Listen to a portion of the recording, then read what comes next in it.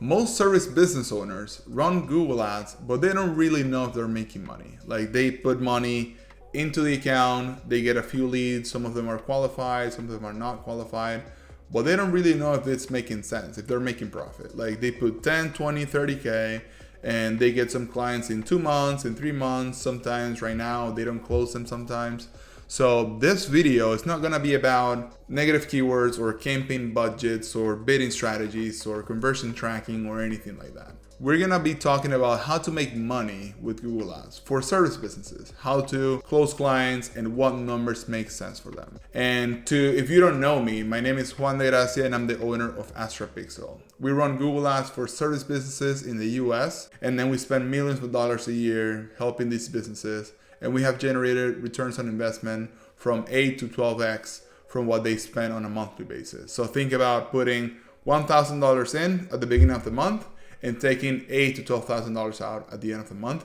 Depending on how much you're spending, you get out more. So that's what we do for service businesses. So now we're gonna be talking about making money with Google and then really what metrics you need to be looking at. So we'll go to the screen now and we'll talk about how to make money with Google Ads. So when it comes to service businesses, there are two sides with Google Ads. So you have your conversion side, which is really your online side. And that's what the marketer or the agency or the person in your business is looking at, the numbers that you see on the ad account.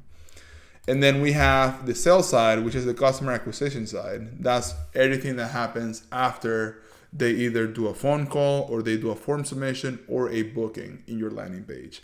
And this has to do with closing, with delivering the service and everything in between. So both sides are extremely important, and having one of them sides being weak is gonna be the bottleneck of why you're not making money. So we'll talk about more about what metrics to look at, what to track, and how to know if you're gonna be making money. If you're not running Google Ads right now, this is gonna be very helpful for you to estimate what you need to do in order to make money. And if you're running Google Ads right now, this is what you need to be looking at on a weekly and monthly basis.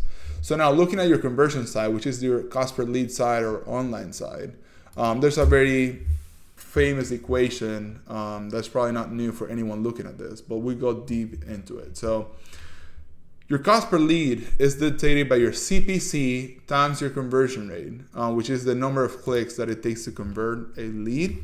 And that's gonna give you your cost per lead. Now, if you're a service business, you're more than likely running search campaigns. That's gonna be probably 70% of your budget on a monthly basis, right? So the thing with search campaigns is that this metric right here, CPC, that's a little too thick. Let's do 2. So your cost per click is a variable that almost never changes. You can definitely do some things with it and improve quality scores and ad rank and all of that stuff, but this is almost not a lever that you can pull. So CPCs, basically it is what it is. So I would not focus on CPCs. What you need to be focused on every keyword, ad group, and campaign is your conversion rate. So like this is the main lever that you can pull in Google Ads. And why? So let's say you have a CPC of $40, right? And then let's say it takes you 10 clicks to convert. So that's a $400 cost per lead. What if it's more than that? What if it's a 5% conversion rate? Now it's taking you from 400 to 800 just for a lead. Well, if you had a 10%, you would get 2 leads for that same price. So you can improve your conversion rates in a lot of different ways. That's with your landing page, with your ad copy, with your keyword strategy, campaign structure. There's so many things that you can do. It is a job of the marketer, which is to improve this so that your cost per lead is the lowest it can be. Always assuming that lead quality is over 75%. Like you're getting, of all your leads, 75% of them are qualified leads. So in the conversion side, this is a very strong lever. And then we're gonna look at the numbers in a little bit. So you will see why this is such an important thing to look at. So and then at the end, obviously cost per lead is your most important. Now, you may have keywords that this combination, this might be low, this might be high. Sorry, this might be high and this might be low. Sorry, high too.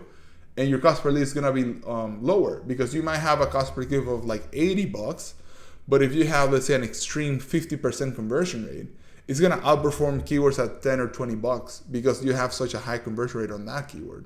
So, but you still need to be working on this to make it even better. And then your cost per lead is going to be a result of what you do on your conversion rates. Now, going to the sales side, which is the offline side, there's a few things that we need to look at in here to make sure you're getting the most amount of clients and most amount of money from your Google Ads. So the first equation, which everyone knows, total leads times close rates is equal to closed clients. So obviously the total leads that you get is going to be the total ad spend over your cost per lead. So your cost per lead, the lower it is, the most amount of leads you're gonna get. And then now we get into a similar situation here where you have your close rates. So we have seen close rates from our clients very low, from 10%, but like usually they are between 33% and over 60%. So let's just put an example. 30% to me, it sounds pretty good. 1 out of 3 clients that come in, we close. So if we have a 30%, that's 1 out of 3. If we hit a 60%, that's 2 out of 3. In big numbers, it makes such a big difference, and we're gonna look at the numbers in a minute. But this is the lever that you have to be pulling, and this is the metric that you need to be tracking on a weekly and monthly basis. And you need to know your average pretty well. You need to know what sales rep produces your highest close rates, and then as a result, you're gonna get your close clients. So we're looking at metrics on a funnel that can become your bottleneck. If you have a 1% conversion rate or really low, none of this matters. You need to improve your conversion rate. So like we're going from top to bottom. So now after we pass the conversion rates, we go into the close rate and close clients. So the second formula is very important and everyone knows. It is total ad spend over closed clients is equal to your customer acquisition cost. Now, you can also include your agency fee in here over closed clients is equal to your CAC. And this is a very important metric. CAC is really the most important metric that you have as a service business. And then you have also LTV and everything, but CAC is what is gonna tell you if you can scale your campaigns or if they're making money really.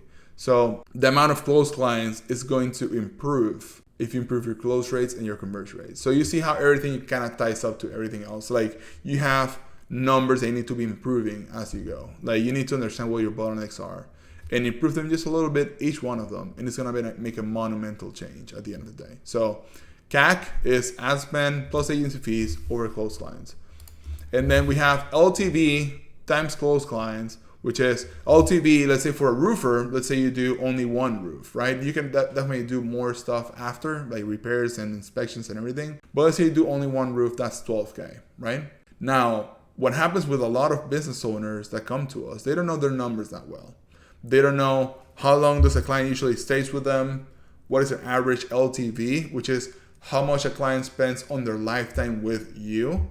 So for example, for a cleaning business, you have, let's say they get a average, like their client cost per month is 150. Sorry, their client revenue per month is 150, right? You're gonna optimize to 150, like all these costs. You need to optimize for LTV. So let's say they stay with you 12 months, and I'm gonna put in, so that's gonna be 1800 LTV.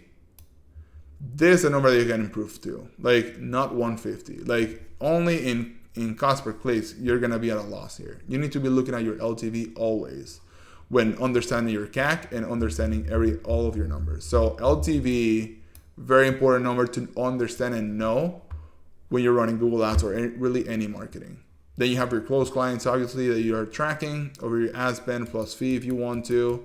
And then that's gonna be equal to your ROI. True, like that's your top ROI. You can obviously go to gross profit and all that stuff, but like this is a really good number you can start with. And then you can go into gross profit and everything. Now, what did we look at here? We looked at a lot of numbers that can be one big problem in your business. That can be conversion rates, that can be close rates, that can be your LTV, but LTV is kind of like the last one. But like these two are extremely important. So this is gonna dictate CAC, it's gonna dictate ROI, and really if you're making money and if you can scale at a good pace. So now if we have all this, like we understand these numbers now, we know that we need to track them. Then we know what to change in order to improve sales. Then that's really how you run ads. Like you don't run ads just like, hey, this keyword's doing this doing that. No, like look at the top numbers and then understand where you need to like optimize and change. Now I'm gonna show you how important these numbers are. And we have a Google Ads monthly ROI calculator. And I mean, if you guys comment below, and if you guys want this, I can drop this down on a new video. But you guys just let me know. So let's say we're running Google Ads for a roofing business. So let's say that we're doing a monthly ad spend of, let's say, 20K. And then usually the average CPC is around 40 bucks for a roofing business. Obviously it depends on where you are in your competition. But yeah, so before we get into, so conversion rates. We can do, let's say, worst. Let's do a 2% on conversion rates. Expected, let's do 6%. And then best will be, let's say, a 10%, right? So you're gonna see how the numbers are gonna start to shift as we change these.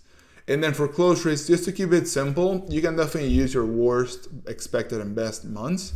But let's just use a normal 33%.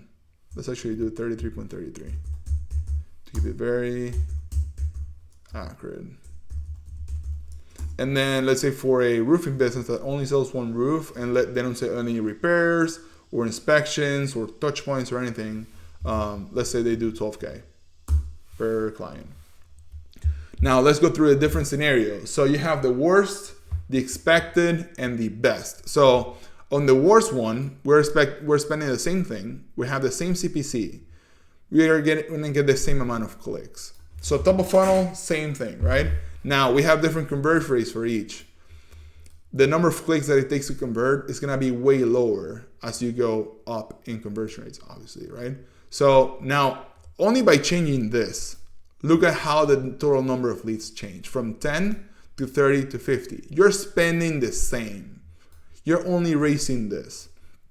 Now your cost per conversion, look at how it goes down. So 2,000 if you have a 2% conversion rate, then 666, and then 400 bucks. Then assuming that close rates are the same and you close 1 out of 3 people coming from Google Ads, look at the total close clients. So 3.33 obviously doesn't make sense on a monthly basis. So on an annual basis, you can multiply this by 12 and everything. But like 3.33, 10, only by improving this, 4%, and then 16.67.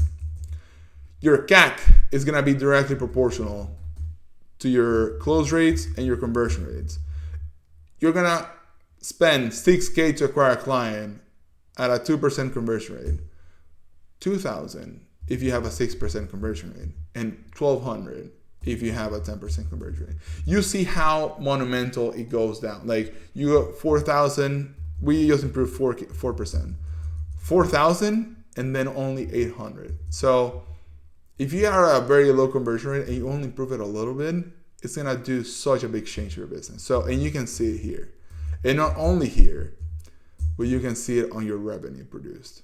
So 39K, if you have a 2% conversion rate, 6%, 120. 80K, and then your total revenue is gonna be the same. It's gonna be 200,000. ROI 2, 6, and 12. Now, which is your conversion rate.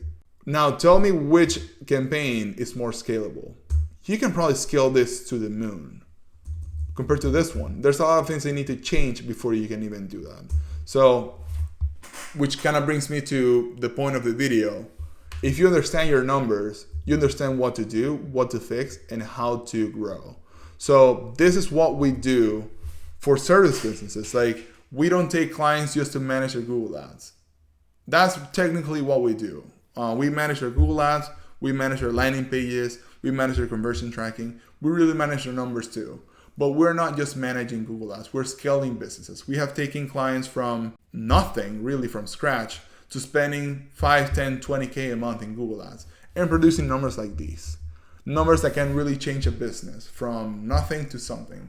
Or even if they're running ads for a long time, but they're running on a 1 or 2% conversion rate, and we take them to 6 to 8% conversion rate. We have some clients at 16% conversion rate right now that we're changing their business as we speak. So this is super important to do. You will understand if your conversion rate is a problem, if your close rate is a problem, and you can estimate really how your business would look if you move these numbers around. So I hope this was helpful. If you will have more questions or you want to talk to us, feel free to click on the URL below, which is our website, and you can book a call with us. And then, yeah, if you have any questions, again, shoot us a message, look at our website, or just comment below if you have any questions. So thank you guys, and see you guys in the next one.